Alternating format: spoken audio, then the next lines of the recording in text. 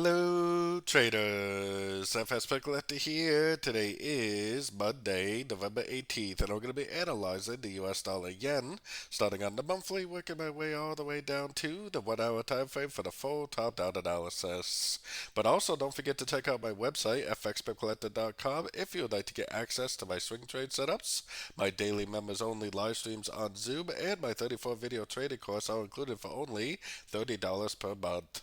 So anyways, on the US dollar yen, I think we have two options. Option number one is that this is an ABC correction to the last 5 waves up and ends up making 3 waves down and then continuing the uptrend.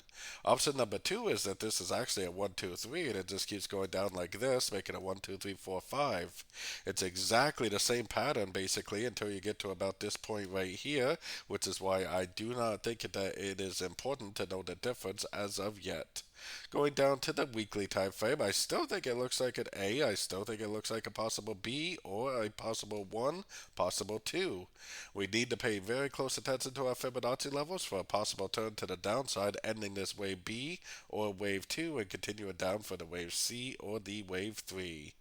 So going down to the daily time frame, we definitely had a nice impulsive move down on the daily, but we definitely do not have a breaker structure yet. We definitely do not have a lower high, so technically the trend is definitely still up on the daily time frame. This move down that we're seeing very easily could be a correction to this last wave up, and it could easily continue the uptrend. So taking it down to the 4 hour time frame. On the 4 hour time frame, definitely impulsive down, definitely a breaker structure on the 4 hour. So that means that this is likely either an A or 1. This move up right here is probably a correction to the move down, either wave B or wave 2. And then we'll probably likely get a push down for either a wave C or a wave 3. If it's a wave C, it'll probably go to the 78 or the 61 and then turn back up. If it's a wave 3, then it'll go down, break structure, hopefully helping to confirm that this really is the end of a wave 5 and that we really are in a trend reversal heading to the downside. So taking it down to the 1 hour time frame. So like I said, this is either A or 1, this is either B or 2. So I got my Fibonacci retracement on only the last little impulsive move down so far, because we don't really know that this is going to be like a correction to this whole trend. It could possibly just be a correction to this last wave of the trend.